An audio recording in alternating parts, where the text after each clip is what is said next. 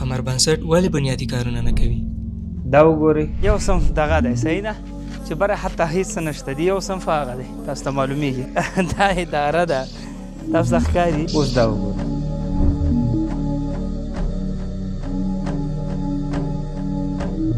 پوهېږي دا مو په څه کړي؟ دا مو په دغه 20 یا په دغه 10 ډالره هغه څرنګه امکان لري.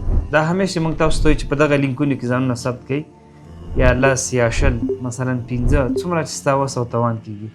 په دغه پیسو باندې موږ افغانستان کې لله الحمد دومره کارونه کوو. دغه ټیم چې دلته کار کوي دغه ټول دا ستاسو د دغه 10 یا د دغه 20 ډالرو برکت دی چې دلته الحمدلله د هیواد په مختلفو ولایتو کې ګوټ ته ځي او هلته د آبادۍ کارونه کوي. راځئ په دغه سپېڅلي کاروان کې موږ سره یو ځای شي تر څو پورې دغه اعمار یا دغه تعداد نور هم زیات کړو.